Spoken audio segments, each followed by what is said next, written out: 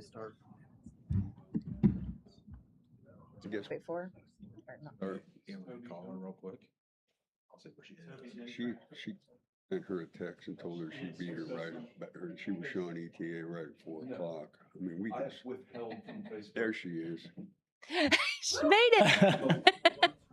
I'm telling you, she walked in 3 seconds before. I tourists, people stopping at on 229 there watching the possum. That's probably what it is. Yeah. Indiana's under construction, isn't The roadkill. Yeah.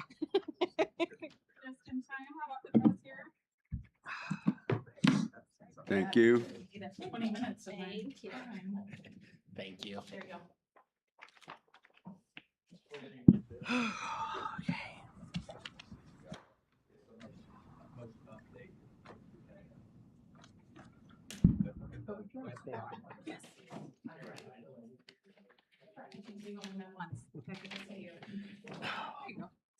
Got one. Okay. Is this actually published? Like, we have a code section with just a question mark in it? That's, Toby, do you have another? It does appear that way, according to our nice leather bound that we have. Sorry, I put one down there. Yeah. That was pretty mean. You know what time it was? It wasn't that. I would have done an I excellent wrote it down. and a question mark. I know you were in like 10, maybe. We hadn't really done anything. Okay, we'll make. Ooh, we have a long agenda. Yeah, it is. Okay, we'll leave it then.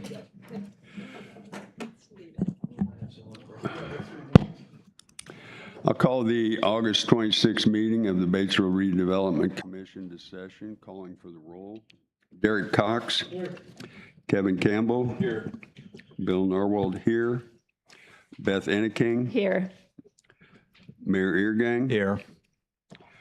Brad Marcy. Here. Amy Lunsford. Here. Jeremy Raver. Here. Blaine Timonera. Toby Heron. Here. And I'll note that John Kuntz is here, representing this, also representing the city. And we have 4 guests that we'll get to in a little bit. So with that, you've been provided the minutes to the meeting, and you have hard copy in front of you, but you also received an email copy in the packet earlier or late last week. Anybody, and when someone is ready, I'll take a motion to approve. I'll make a motion to approve claims. Second, I'll second.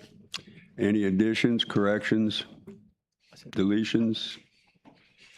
Hearing none, all those in favor of approval of the minutes from the July meeting signify by saying aye. Aye. Opposed? We have minutes.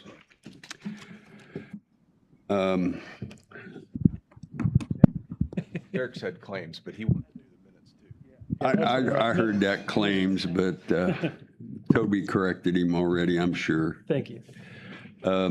Any other unfinished business to be brought forth?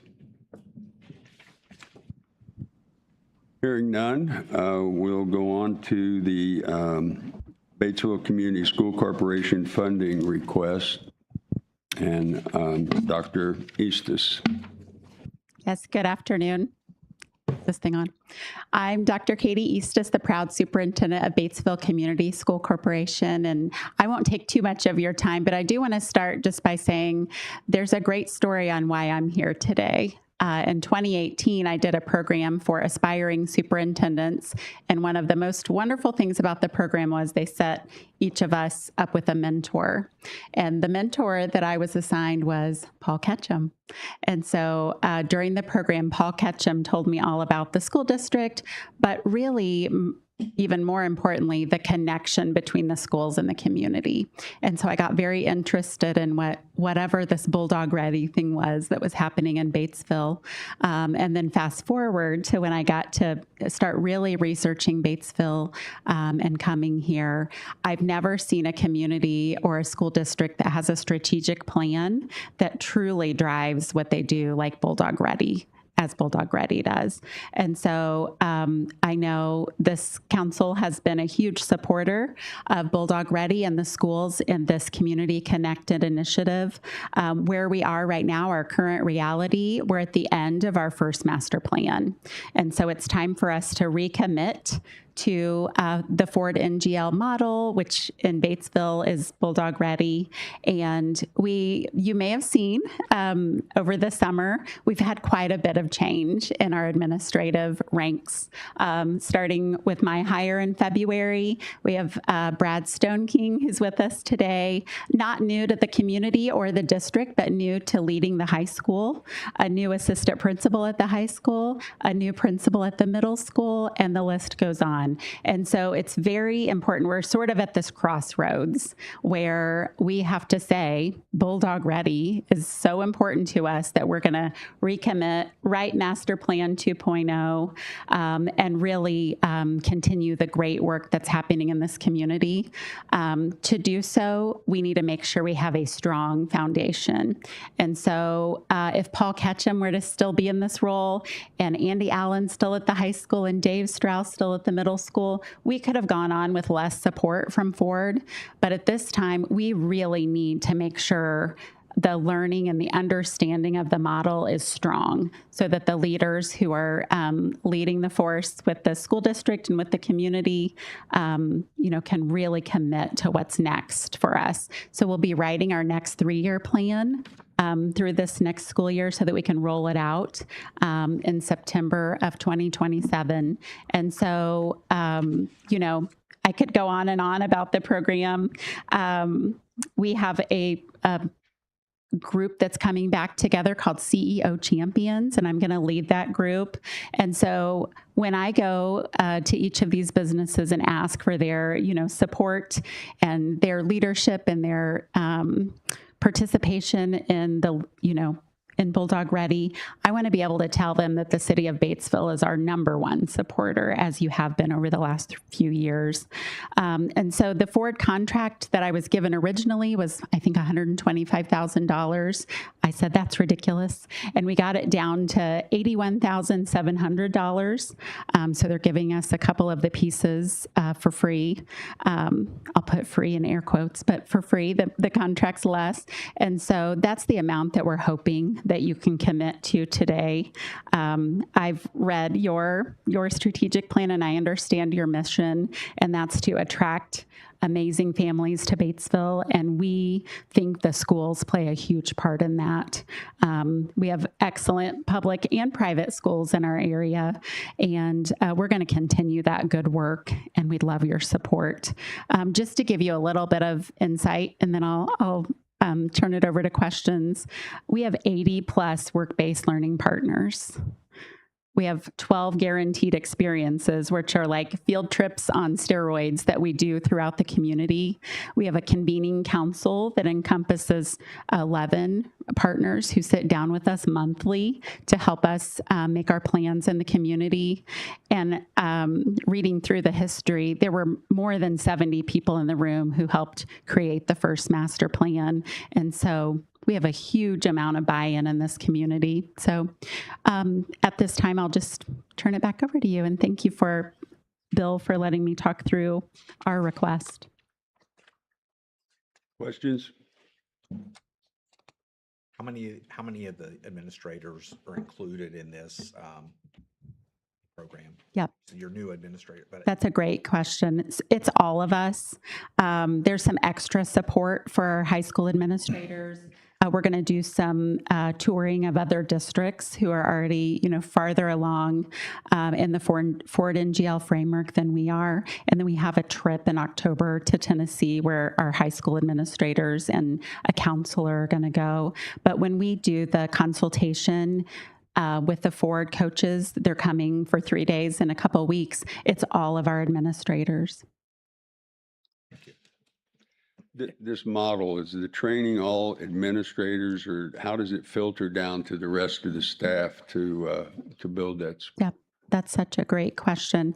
So it depends on how we set up the, time that we have with them. Kyle and I spent quite a bit of time today. Does everyone know Kyle Laker, our Bulldog Ready coordinator? Of course. Kyle and I spent time. I was thinking about all of you while we were on our consultation call with the Ford coaches today. Like, I wish they could see me right now. And so they're truly our partners in building out what our professional development looks like. So when they come here in a few weeks, they'll have time with all of the high school teachers. We really feel like bringing the high school teachers into the conversation as we get ready to build Master Plan 2.0 is the right thing to do right now. Any other questions? I have one question. Your final bullet point under phase the last says this would be the last year with this large commitment of costs. Do we future phases will be much more affordable? I feel like you've probably heard that before.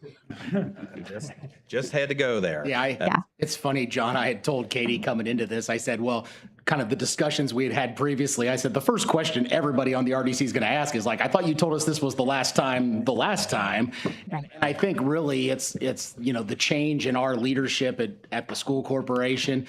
And what we're really looking for is to maintain some continuity because we've had the same coaches throughout the program, right? And so in the absence of having kind of a static leadership team on our end, we're relying on Ford to provide some of that stability and really didn't anticipate this being a need other than, again, all the changes kind of from the top down within the corporation and looking to lean on Ford a little more than we thought we were going to have to. And that last year was the last year for Paul to make a request. Correct. Yeah, there you go. So he didn't lie to us. There you go. That is true. Fair enough. And I will say, in regards to the changeover and everything, when I first got approached with it, that's the first thing I thought too. Is that, well, I thought last time was the last time, right? But and then who's going? We asked the question, who's all going? Administrators, and I know some administrators had attended before, and I was like, well, do they need to attend again? But the roles are so dynamically different. Like last time Brad went to one, the people would be biting his ankles, and this time they're going to be like looking at it down on his head. Like it's a totally different dynamic going through. And from an educator standpoint, a former educator standpoint, and now a business owner, I do see Ford NGL from two different ways. In that I do see students that are interacting with businesses, mine included, right? And going out to some of the partnerships that haven't been able to have that opportunity to do. So I see some positives that are coming out of it. And I know that this dynamic shakeup has got to be crazy with trying to keep the ship running in the same direction with pairing up with the community. And you asked about like, how does it break down to the staff? I'm not a staff member anymore, right? But as I was going through Ford NGL, sessions that we do and the people that have come in that meet, and I think that's a lot of times hard to explain what other people are, what we're getting, what staff, when I say we, I apologize, what staff are getting. But a lot of it is how to use your curriculum to connect it to the community that we already have. And that sounds easy on paper, but how do I relate the courses that I'm taking to jobs that are available that are in this community and get people that are sophomores or juniors or something an opportunity to grow their roots locally instead of going shipping off to college and finding some other opportunity that's out there. I think we're seeing that, and so I hesitantly am in support of the additional funding that is being requested. At the same time, that expectation would be the same as it was last time, right? That this would be kind of a one and done. And I know we'll have differences that come up that are not the same. But as far as these conferences and getting prepared with Ford NGL, I think it's pertinent to be able to continue down the same path. Funding becomes the issue because there's only so much, right? And you can only spread it so thin. So that becomes the next question that I would ask, like, where do we go? How do we fund it? Can we fund it? Are you making a motion? No motion yet. No motion. Can I speak to that too real quick, Mr. Cox?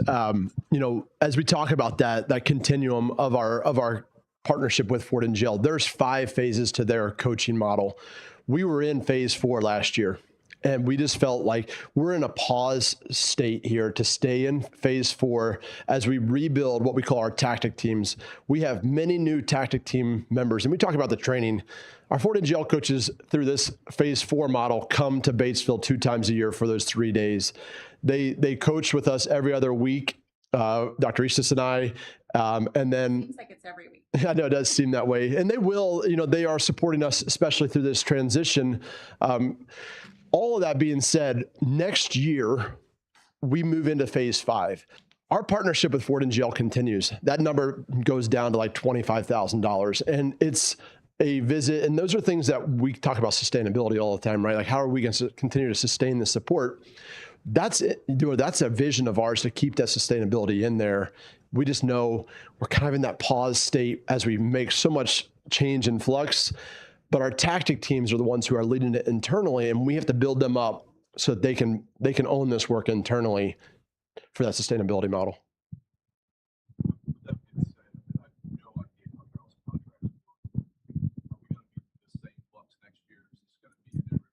I know Dr. He's just Yes. Yeah. the likelihood of her going somewhere else is hopefully slim to none, but it just seems like there's been quite a bit of turnover the last several years that constantly sending new people to do this as we're at the end of it. Yep. I love that question. That's such a great question because you're looking for return on your investment, right? Are we going to invest in these people and then they move on? What I want to say is the team that we've hired are very Batesville. And so Brad Stone King has been here for years. Kendra Moore has been here for years. Tom Black moved here because his family is here. And so when we were looking for our leaders, we were looking for people who would stay. And so that is a great question. You can't predict the future, but I believe we've built a team this is a good investment because they're going to be here for the long haul. And I think, I will, as a former teacher, I think this changeover is unprecedented in the 20 years I can be an educator. I mean, the idea of like the bottom kind of getting pulled out from underneath of you, not that you can't hit the ground running, but from a complete changeover from the top bottom in 20 years, I've never seen that many administrators and roles from bottom up get changed over in 1 year. So I'm just glad Dr. Eastis is still here. She hasn't taken off running after that first week, right? 2 of my board members are here, so they can speak to how long they want to keep me. But I was in my previous district for 26 and a half years, and I plan to retire from here. So there's my statement. I'll make a motion to approve the 81,000? What was it? I didn't have 81,700. Do I hear a second?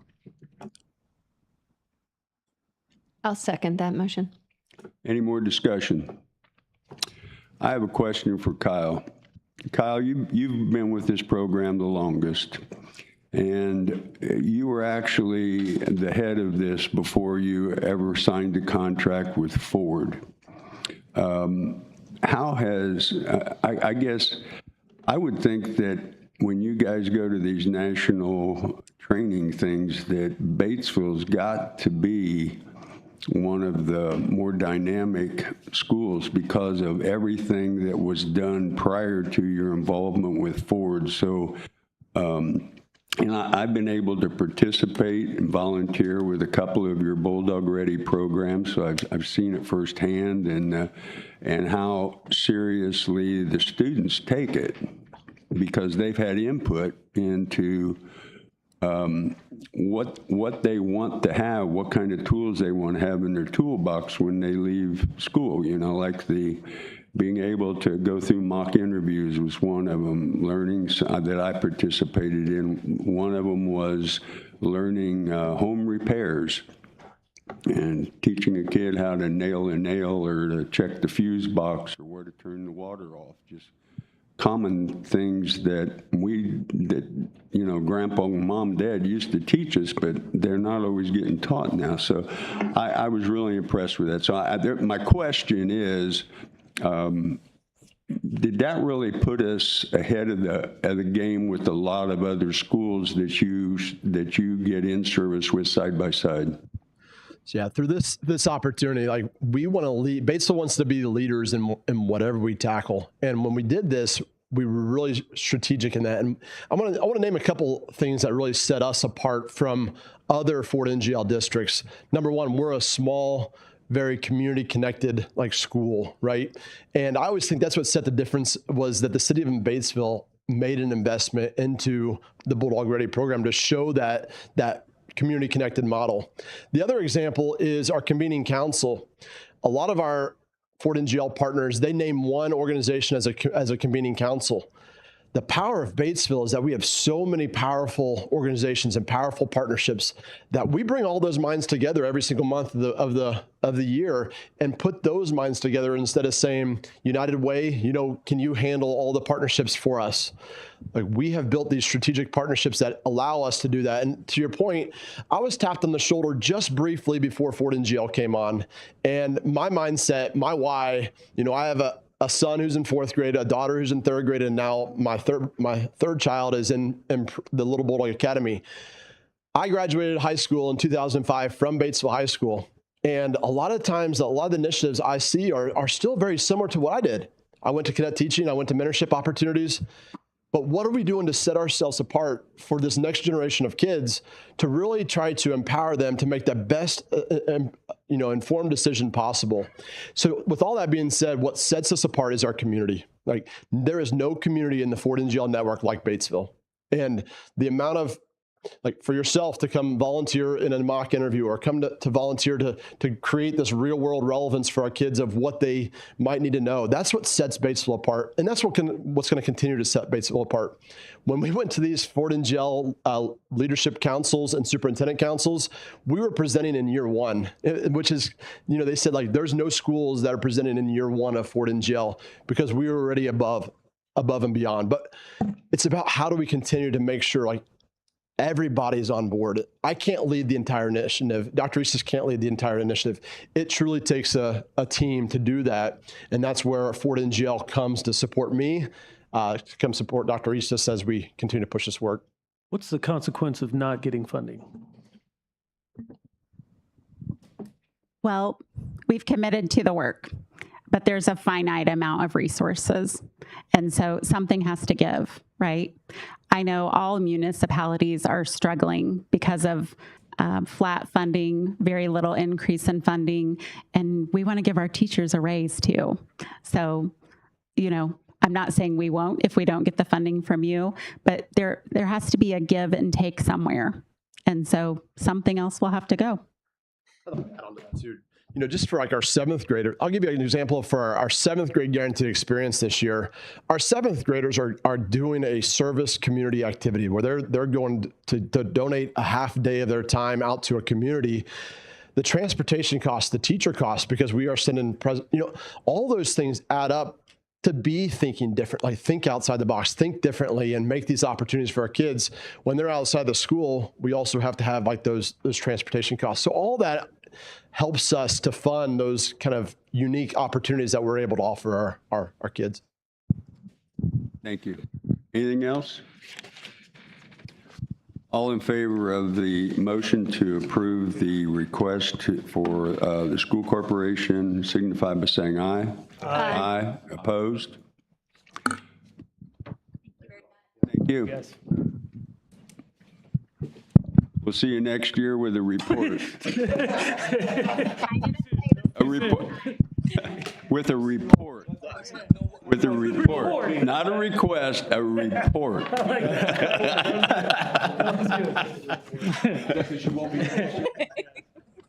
Thank you all so much. Okay. He'll work. Yes, he definitely works. Financial report and claims. He got it though. Yes.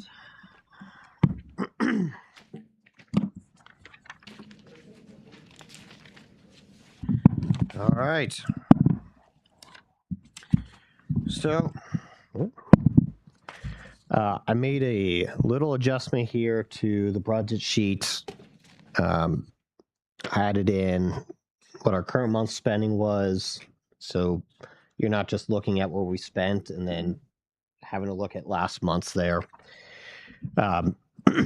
But we had expenses of 35,885 for between bond payments, expenses towards the downtown development grant, and our ARA membership payment came out. And we also had 1,580 for the industrial park road expense as part of last year's initiative that we did, with no additional income this month, just because those get paid out twice a year. So, yeah. Balance for the end of the month is $750,484. So, not a whole lot of activity this month. So no claims to present? Yes. Yeah. We also have Baker Tilly, 1,005. We have 2 for Reedy. They did not send us one from the prior month, so we have one for 4,977 and one for 1,963. Are they represented in this printout? Yes. Okay. Yes, they are.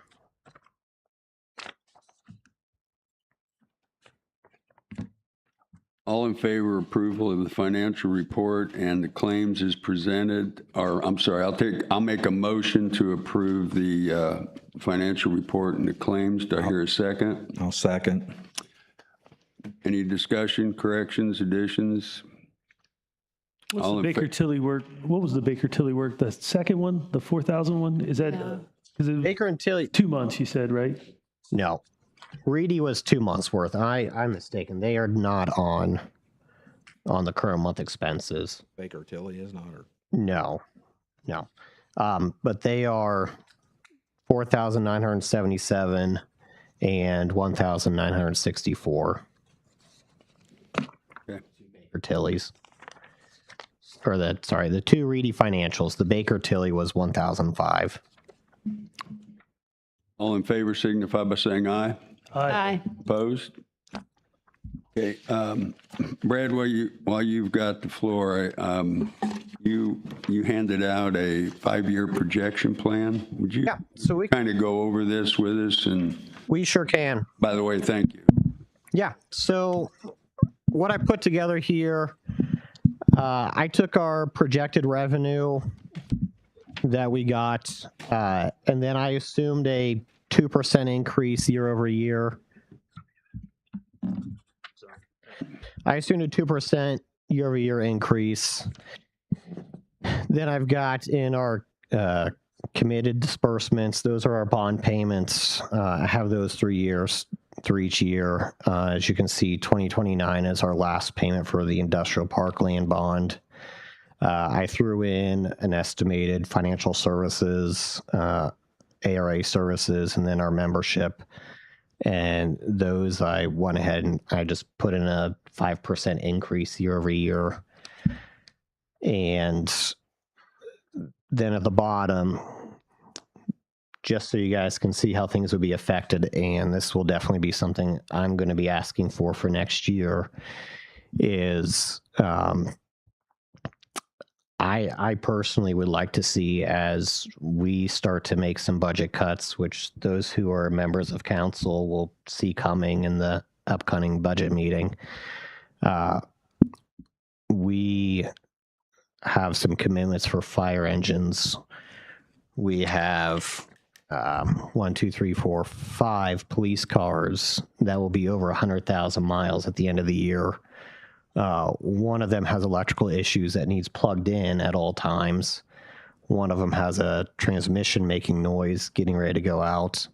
One of them just started an engine ticking noise recently. And we had an entire month where both ambulances were down for repairs and have several thousand, tens of thousands of dollars in repairs for our equipment as those start to age. So we will be needing money to replace several of these pieces of equipment. On this sheet, I proposed taking our projected revenue after subtracting our committed disbursements and projected financial costs, about 30% of what was remaining to be earmarked for police and fire capital improvements for our fire truck, which will be well over $1 million, an additional ambulance. 1.412. Yes, to pretty precise. An ambulance that probably will need purchase in the next 5 years. That Brian got me an estimate that will be over $400,000. Currently, our police cars are replaced at one a year, and they have a life of approximately 14 years before they're replaced. Well over 100,000 miles. I think the standard for this area for state police and other municipalities is they replace their vehicles somewhere between 75 and 90,000 miles. So our cruisers, as we try to attract police officers, which we will have several eligible for retirement, as we try and ask them to come in, they join the state police and get a brand new shiny Durango, or they come here for less pay and get a 10-year-old Charger that needs plugged in every night. So I think it is crucial that we do what we can to even stay par with the various municipalities. Well, let me get some clarification on some things. You said you built a 2% in the increase in projected revenue, which is above what the historical revenue increases have been. We've seen increases from 10 to 20% a year. Don't know how sustainable that is. It is, yes. Okay, but a 5% increase in our overhead, our fixed cost, right? Which we're talking 31,000 for that. For budgeting purposes, always a good idea. Yep. To estimate your revenue low and your expenditures high. I got that. But so with this projection for 20, I didn't want everybody to think that we're automatically giving our 5% increase to our consultant. He didn't give Toby a raise at all. Like she signed a contract last week. So she's here for 5 years for nothing. That's true. That's true.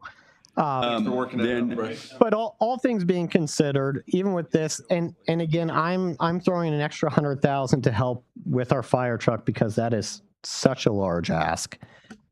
Even with nearly 400,000 earmarked for that, that leaves $362,000. Plus, that's assuming just a $200,000 opening balance. And we currently have nearly 500,000 of discretionary spending this year. Well, that has not. We asked for input on support for projects, and Brad gave it to us. I sure did. No, Kevin. Okay, maybe. Here it anyways. Why all of a sudden is that burden put on this group? My question is, can we use redevelopment TIF dollars for a fire truck? And we can. There's legislation that was specifically put out for the purposes of fire and EMS. And if you're going to give it to the schools, I don't understand why you couldn't give it to public safety stuff. So, I mean. But to answer your question. Safety services a district. So that's why it's justified. To answer your question, yeah, its services are TIF district. So our fire truck and our ambulance can go out to the GE plant. And as we look to expand neighborhoods, we need fire and police to be able to do that. Well, I get that, but just looking at this and setting this precedent. So if you start down this road and we're expanding a subdivision out on 129, you're going to do something out on the Lammer's Pike property. You got the property out by the high school. You've got the property behind Kroger's expanding. There's actually 2 on Lammer's Pike. You're going to be hiring another police officer, probably increasing your fire department. Is this group now going to become the public safety funding? Because the 2 or 3 cars that you're going to replace this year are going to need to be replaced in 3 years when you've got them rolling off of here. And this is a never ending deal. This isn't we get halfway pregnant with it. This is we take this over. We're going to be quite possibly, Kevin. Realistically, quite possibly. But the cold hard truth is we have had a cash surplus and we have been spending more than what our revenue has been. Our costs have gone up, salaries have gone up, insurance has gone up, our revenue has stayed flat. This year alone, we have dipped in our expenses for what was budgeted, for what was approved by council and by state, was about $600,000 more than our revenue for the year. So that's just the truth. If we want to keep a modern, not sustainable either. I mean, oh no, it's not. Which means we're making pretty drastic cuts. And one thing that will help alleviate that to allow us to keep a even remotely modern fleet of police cars. Again, we're not even talking trading cars out, just to try and keep on par. And it's something that's going to be needed somewhere. That money. I get that, but you've got. And this isn't anything we're voting on this year. This is. Well, I think this is a great discussion, and that's exactly what we were looking for to start putting plans together. And we're not approving this. Nope. We're just looking at it, and Brad's had his input. Others can have. I've had my input. Amy's working on her input, and we'll put we don't have to have a budget for next year until December that we send to the state.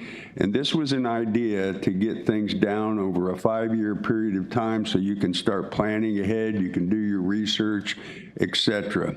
We're not approving anything other than we're getting some ideas down on paper. Some things may become more important and some things may go away from it. We would have until December to decide whether we're going to be earmarking any money for any of these items.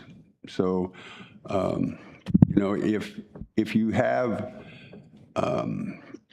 opinions on it, or you have other things that are important to you, and we've heard a few of them here tonight, please get those to Amy and I, so we want to start working on the project list to include not only Brad's input, but input from others as we put that plan together. So I thank you for that. I particularly like the point here of the financial plan. I'm reading that the top line there sets $200,000 aside as a carryover cash balance that's not included in the bottom line, but that's our buffer. Right. And so that's really there also. And then it shows the projected revenue going across. So in the next 5 years, we would have $5,771,000 projected with a 2% year-over-year increase. So assuming that it will hopefully be better than that, but if it's not, at least we have a budget that we can project to stay within that. So I thank you for that, and we'll get to work on the project one, and we really don't have to have anything really honed in on except for 2027 by December. So thank you. Anybody else have any Any comments? I mean, I'll express an opinion. Then, I mean, I don't know if you've been to city council meetings, but I know Beth and Derek and the mayor have heard this a number of times recently about people complaining about public safety aspects. To me, I don't know, Brad, if there's a way you can look into levy options if there is a specifically targeted for public safety. Nobody likes saying that word, but reality of it is if the state's going to reduce property tax funding that typically supports these type of revenues or local income tax cuts that support these type of expenditures, municipalities get backed into a corner where they have to pass their own levies. And if there's an option there, I think that to protect this body's, I think that that's something that council probably ought to consider, or at least explore. You don't get to just throw chairs off the deck of the Titanic, right? You just get to move them around. And so, you know, again, that's an opinion. That's not legal advice from your city attorney or anything of that fact. I think that that's just some cold hard reality truth that if it comes down to it from this body's interest, I think that's something that there's some coordinated efforts from a council perspective there that frankly probably ought to be explored. Nobody likes hearing that. You might get worse ideas from me. Okay. We will continue to have this item on the agenda as we move forward. Toby. Okay. Noted. All right. We have Lommers Pike property offer update from Kevin Campbell. I did finally get a hold of Trilogy's people, or the guy that's doing it. The other phone, I had to hunt a couple people down because the previous guy's not there anymore. He is connecting with Trilogy to see if it would be a possibility to do a combination of both proposals that we've got so far. Hopefully I will hear something back. I just got a message back from him and said he'll hear something back from them tomorrow to see if we can move forward or something with that. Was Kevin, I guess my question on that conversation was it that the us putting up the money? Yeah, they kind of, and it was funny, like he even mentioned that. He goes, yeah, but the city's not really excited about doing that. I was like, no. I mean, the cost of putting in the road is more than the value that we would get from selling you the land. We'd be better off discounting that as we would saying, oh, sure, here, we'll sell the road at some appraised value and then spending $2 million to put a road in. Probably twice that.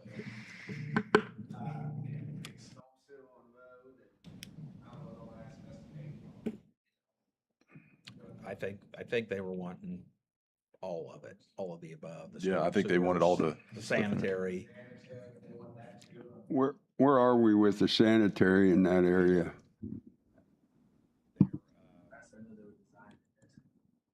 Last conversation I had there, right, they have gone back to the original plan to go through Jeff Older's property, not run it down the existing street and do all new.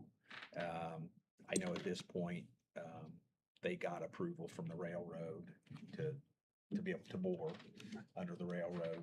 They're waiting to hear from the two gas companies about boring.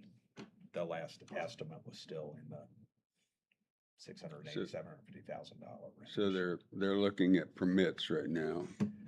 Yeah, they're looking to get permission. They need permission first from the two gas lines.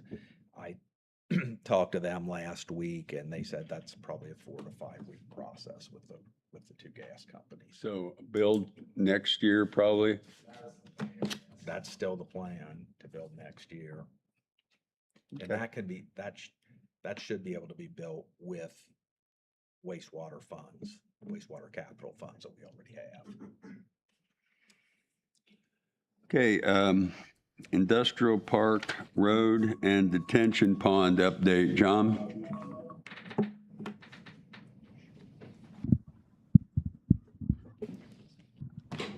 Yeah, the road They got most of it built up. They should be placing cob down Monday is the plan. They're getting ready to put cob down and then paving end of next week, finishing the week after. The pond they started digging out this Monday, so they started that. The road is a couple weeks away from being done. All of that should be wrapped up, both jobs in the next couple of weeks. The road will be done in a couple weeks. The pond within a month. I mean, it shouldn't take too long to dig that out. They made pretty good progress the last couple of days. Like, I think substantial completion in the contract is probably September. I think it's October. Okay. But they should be done by then. Yes. I saw the correspondence on the first payment for the road that went through okay with Ready. So They haven't sent anything back to us yet. So, First one usually takes a little bit longer. so yeah, I haven't got any confirmation with. I think we've got everything sent in right. Hanneman hasn't been calling yet, asking about it. But I will say, over the past couple of years, we've had those conversations with contractors a lot. Where is that check? Yeah, I told them ahead of time with the Ready. This one may take a little while to get through. And I think they've been doing them long enough now that they know that the first one on a project usually takes a little longer. Okay. Any other questions for John on the Industrial Park Road and retention pond? Thank you, John. Update on the property sale.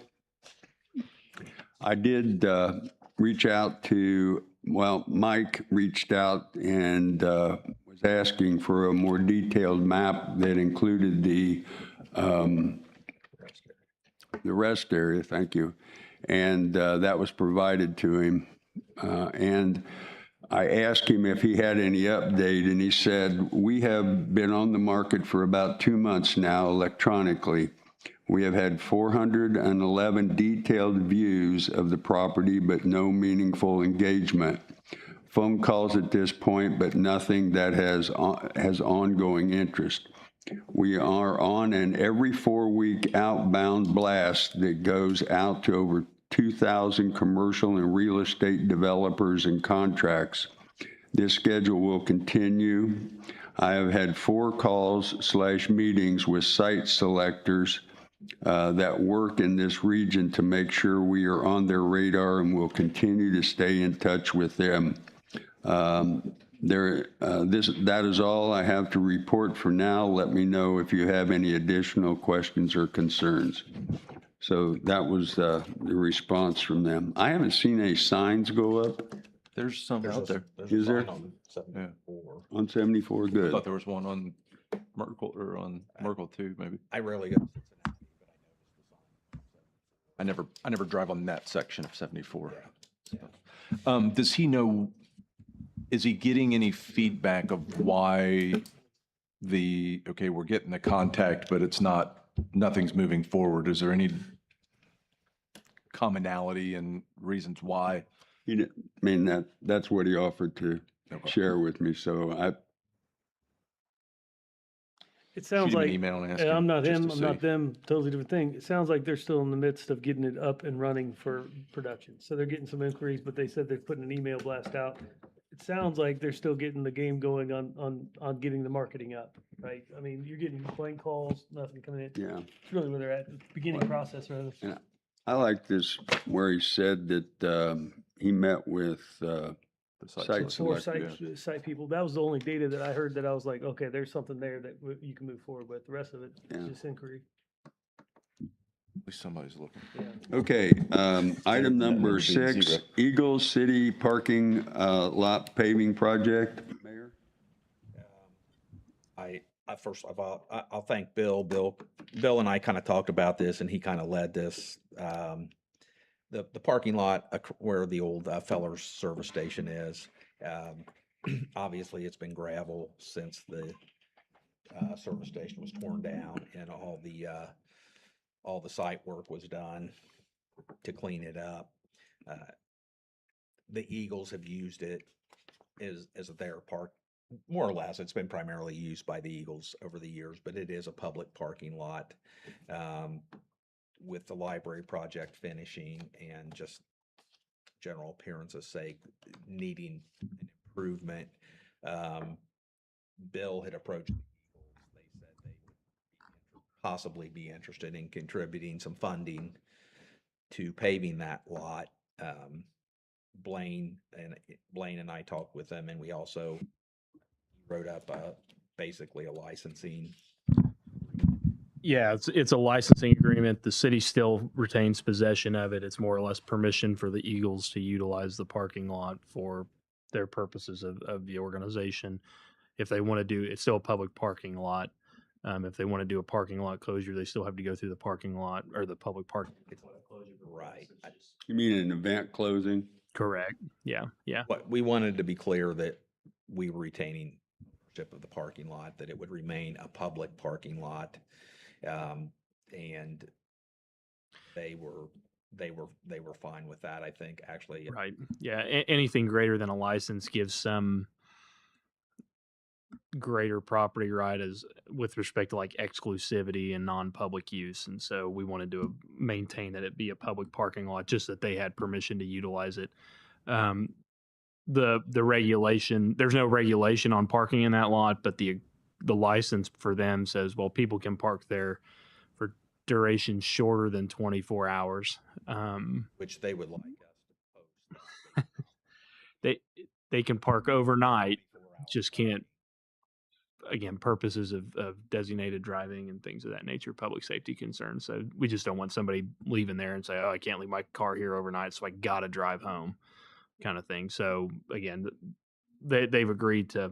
And there were some vehicles there that never moved too. There's some people were just parking some older vehicles there. And well, I know they had departments over top, and I think the latest update from Vern was that there's no longer tenants upstairs anymore. So I think that hopefully that they may have just been tenants that were consistently there. So John had actually secured some estimates for paving that lot. Have those with you, John? Yeah, between that one and the one over by Wall School, the total was $55,198.25. With the one particular relative to the About $49,063. Over at the Wall School was $16,135. Sorry. I said that's you. 40. So the it was just Feller lot was 49. 39. 063. And what was the Eagles' contribution? 13 and change. So right at Little 13. 13K. 13. So the request is to pick up the difference, the 20, correct. the 26 and change. Correct. That a motion? I'll make a motion to pick up the balance after receiving the Eagles 1/3 of the cost. We've been over there and looked at it. There is going to be a small strip of green space in it, but that's kind of at the request because there's some utilities through there where it splits between that next adjoining building. There's some gas. I know there's gas infrastructure in there. You see the water block up there, between that and the elevation. Just basically asked to maintain a green strip in there so they have easy access to it, and it should fit fine because where those current bumpers are, it's there at the edge of it. So, Well, and that salon that's there ought to be happy with it too. we did. You notice we did remove their fence. That was their fence. We what's that? Well, and There's on that property, but look at all street views, it look like That we reached out to him and he said, "Do you care if we get rid of this crappy fence?" And they said, "Please do." So we took care of that. So yes, that is my motion that we pick up the 2/3 balance of that cost. I mean, are we really doing this just because to beautify that area, basically to make it paved? I mean, because quite frankly, the Eagles have been using it regardless. And what's this really get us by paving it?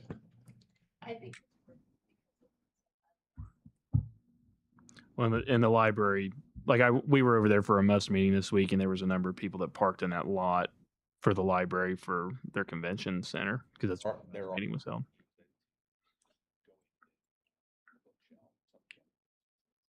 I know one particular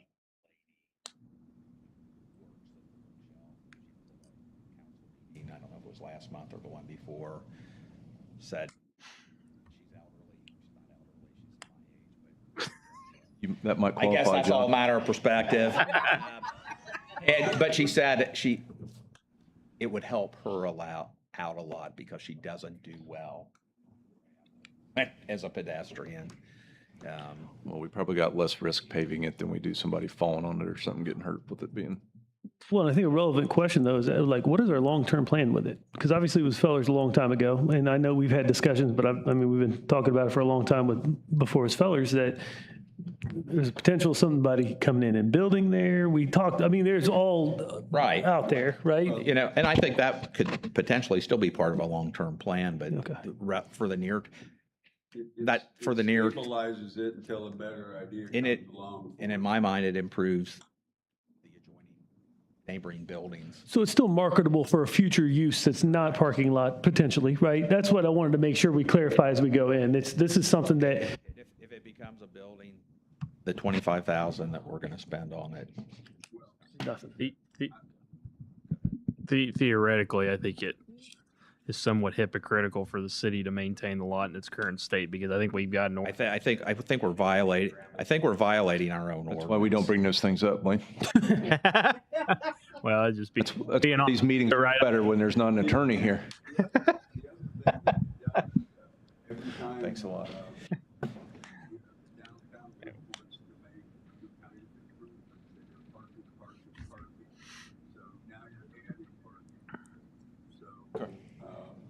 We're just improving it. Well, you're adding. But but right now, it's not technically a parking lot. It's not something you can, I mean, people park there, but now you can really count those parking spots. And Right. say they're available for public parking. Right. And, sorry. I second the motion. Okay. Any other discussion? Hearing none, all those in favor of picking up the 2/3 cost or whatever it takes. Different things. Yeah, well. And again. $63. Okay. I'm willing to pick up our 2/3. Okay. All in favor, signify by saying Aye. aye. Opposed? Thank you. We probably will need that on a Board of Works agenda to approve that expenditure. Yeah, you'll have Board of Works will need to approve. Yeah, because RDC doesn't own the lot; it's a city lot. So RDC's approval is allocating the funding, but the Board of Works is going to approve the bid. Yeah, and the two projects are separate bid projects, so they're both underneath that $50,000 threshold for Board of Works stuff. All right, item number 7, Ross Design Marketing Visit Update. Amy provided a document here of her recommendation.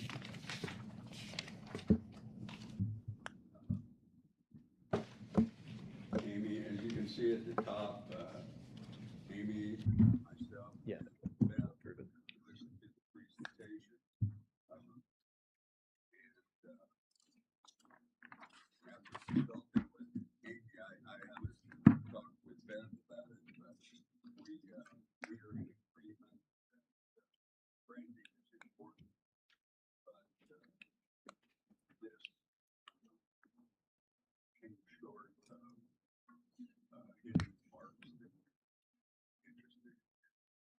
I would agree after talking with Pepe too. I'd said the same thing.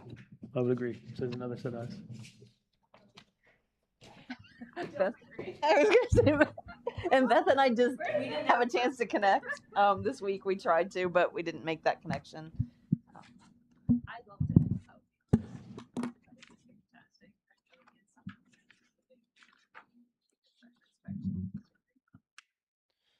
I know when we heard about it 5+, 6+ years ago, that there was a lot of stuff they were going to do with the on-ramp and all that stuff that it looked great on paper, but NDOT was never going to let us do it. So My two main problems with it were, I thought the design that he had for it didn't capture what Bates was all about. It was an English tuner design, and this is Bavarian area. And all of his signage was for the downtown area. It didn't represent Batesville. So, if it's something that the downtown wants to take up, that's one thing, but, it didn't represent Batesville to me, and it concentrated on downtown. Those are my two biggest.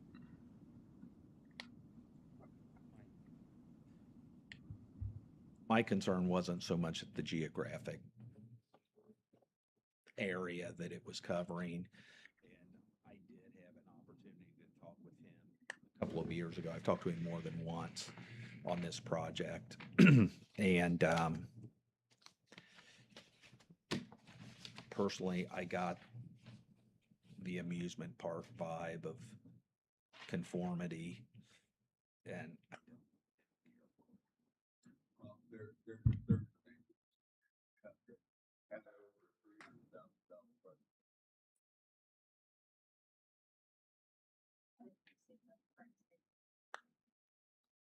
$100,000. Get to go and $100,000 volunteer. we got to buy ambulances and fire trucks. And that's just for his services. That wasn't. that was Yes, just that's for the services project. only.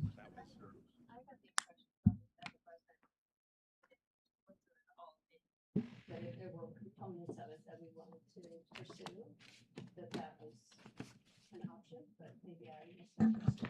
I didn't see that in his proposal. No, he didn't give any breakdown as far as like if you want to take this portion of it or that portion. It was, and it was based on a 2020, I believe, presentation he did with Hillenbrand, the one he was talking about when we were there. My feeling on it was I do believe in branding, and I do believe in creating that feeling that you've arrived somewhere and you have that. I don't know that was the correct route to do it. He kept talking about industry, going from craftsmanship to industry, and I'm not sure why a rose signifies that. I feel that there maybe should be more craftsmen or more industry in that somehow. So I don't think that the branding is a bad idea at all. More hammers. More hammers. I don't think the branding's a bad idea at all, but I think we could come up with something. My bag's full of it. Steps to get there. I think he brought up innovative ideas on things that are around town that deserve our attention in the future, right? I, to your point, wasn't a fan of the design, right? And that can be flexible, what a sure, right? Yeah. He pointed out some structures that are English tutor. Yeah, there's a bunch of them. I mean, there really are. You know, the chapel on the Methodist Church. That was. Couldn't afford a clock, so they put that design. Well, no, I mean. I look at that and I go, I mean, yeah. shame they never put a clock there, and they have this gaudy looking medallion. But I get that, and that was the American Methodist Church that when the German Methodists absorbed the American Methodists, they just moved the chapel over, because that chapel was on the corner of Park and Catherine, actually. But no, and to Kevin's point, our capital things have me a little bit more concern right now and I think we all agree marketing and branding are important for the community. But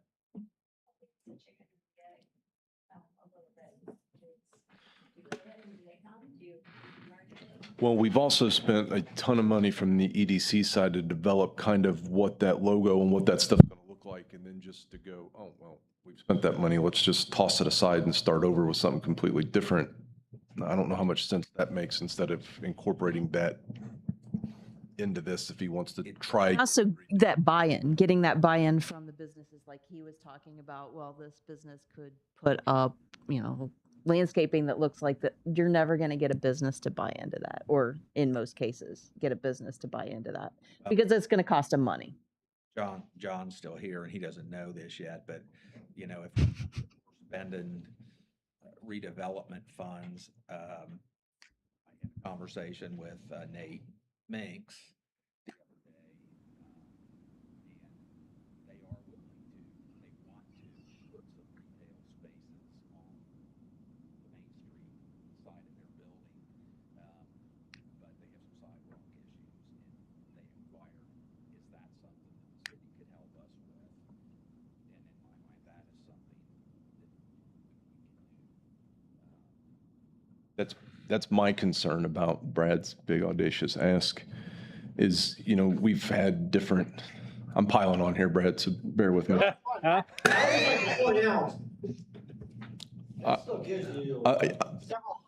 Yeah, you're right.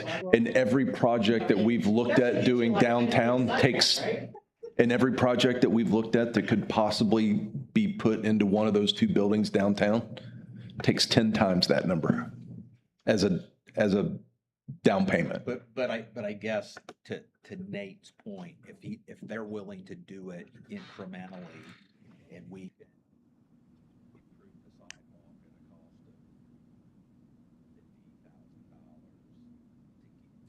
of $50,000 to take those steps, to put those incremental, because they seem to be willing to do things that way. They haven't come and asked for a big pot of money to develop that. I know they're gradually moving their own people. Again, talking about the parking lot before, Amy and I happened to walk through the Walnut Street, I still call it the Walnut Street building, and there is a tenant moving in there. 10 offices in October. So I don't have a, what's that? A new business? We think it's a new I one. think it's a healthcare type business. Didn't think it was. Don't know if it's one that's already existing.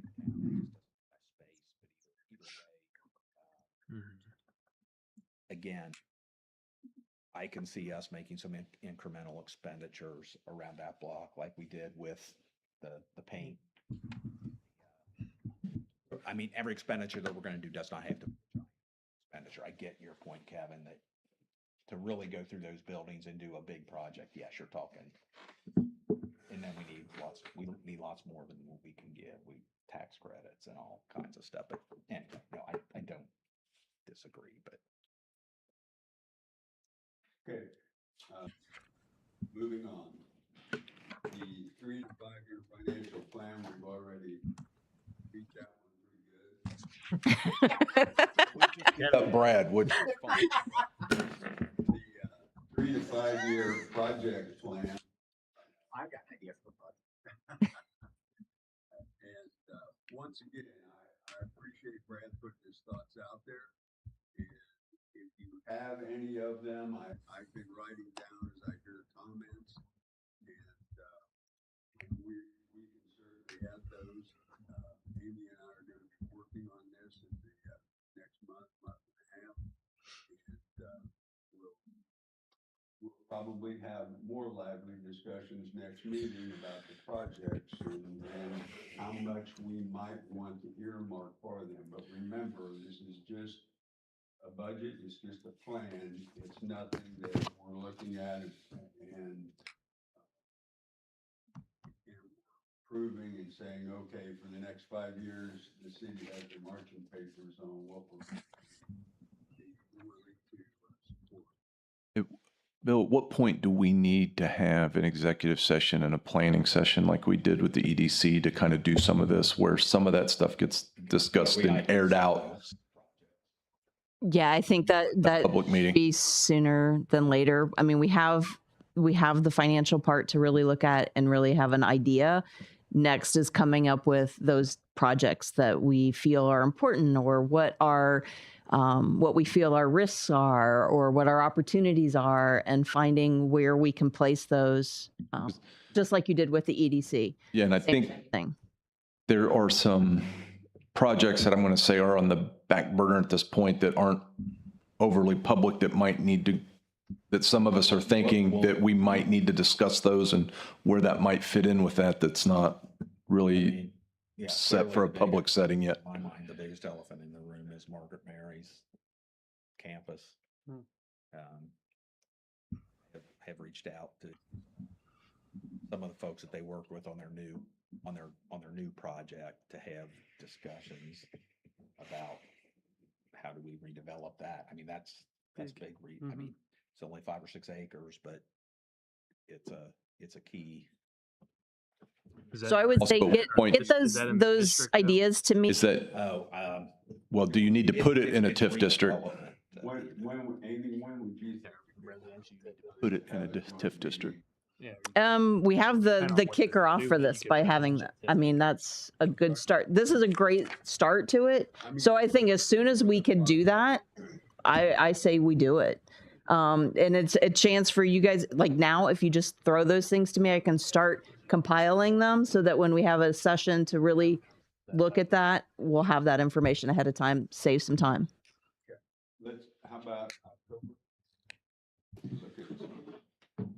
You on vacation most of next month, or? We'll get to that, yeah. Early October. Right. Yeah, I guess. Now I'm just jealous. I got 6 weeks vacation. 7 weeks coming up. That you're going to work between now and the end of the year, or? Well, I'm just piling on everybody today. I apologize. it's good to be. I didn't get enough sleep last night. We're all jealous, Bill. Don't worry. Be happy. $2 million houses hit the market in Batesville. Shouldn't you be spinning over there? I think you guys are Happy end of the table down here. As much as you're getting paid to do this, I thought that's what you were doing. Yeah. All right. Next meeting discussion. I have a conflict with the September meeting, and I have a conflict with the October meeting. And I am wondering, and I'm absolutely fine if we keep them scheduled the way they are, or if we look for a date that, if there's not a whole lot coming up on the agenda, that we look at combining the two meetings into one. And what was the date I came up with? For some reason, I want to say the 3rd. Amy and I had that. I want to say you said October 3rd, but I'm not sure. Isn't it a Saturday? I think October, yeah. Or no, it's not October then. 1st is a Thursday, I know that. Okay. It was the first week. I remember that first. It'll be the 7th, really, in October. The 3rd is Saturday. Yeah. 7th is a Wednesday. 7th. Are you going to be out all, like, seriously, you're going to be out all of September? Because it might, Might be able to do that and shorten both of our public meetings if we can get together and discuss some of that kind of budgeting issue, project thing like you're talking about. I'm gonna, yeah, I'm gonna be gone the 10th through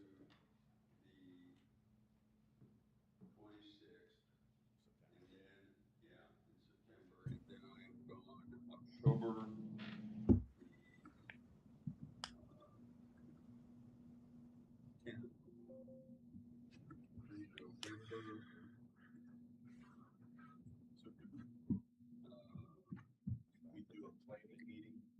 between those. I'll be back, the 6th of November. Got 27 days in Southeast Asia.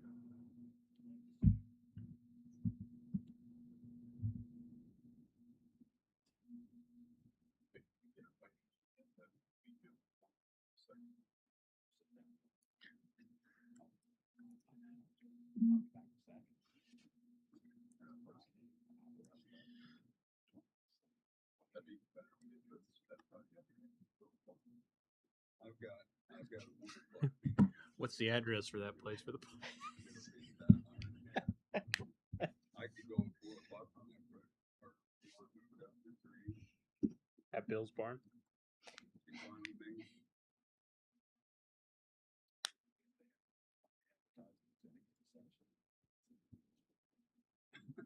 Yeah, the address, right?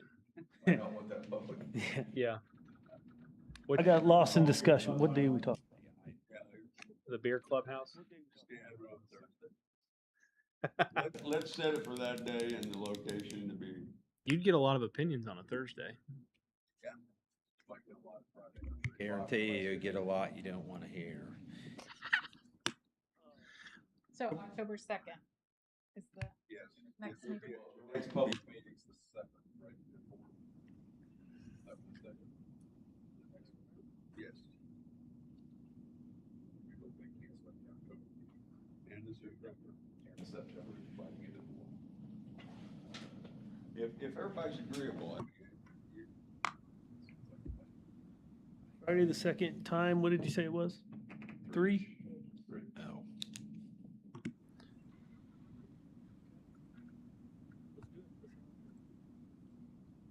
on the 2nd and 3. Now, what meetings are canceled? Sorry. So 1st and 3rd of October. September, both of those meetings, September and October. Cool.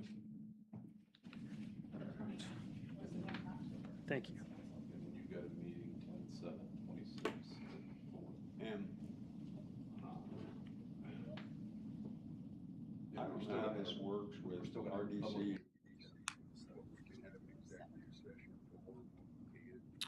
Yeah, I'll look, and you'll be limited to what the statutory topics can be during that executive session. So if there's subject matters that are outside of that, you'll have to conduct that at your public meeting. But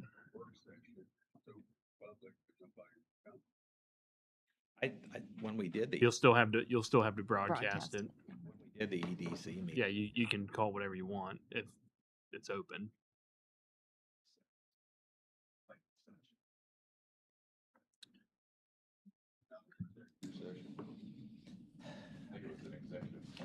executive plan. Executive one, I remember it being announced, but.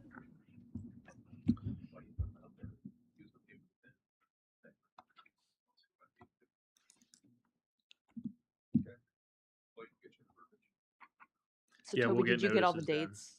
I think so, yeah. Here's what I got. I'll read them back, make sure we're good. So there will be some type of planning meeting on October the 2nd. Could be a work session, could be a planning session, whatever it is. October the 2nd at 3 p.m. And then the public meeting for October is moved to October the 7th. And no September meeting. Yeah. And October 7th at 4 p.m. regular time. Same bat time, same bat channel. Okay. No October 28th. Right. And no September 23rd meeting. Well, unless on the Unless 7th, something if comes you up, I decide, guess. hey, we need another meeting, and go ahead and. Won't meet in your absence. Yeah. Either cancel it now or cancel it.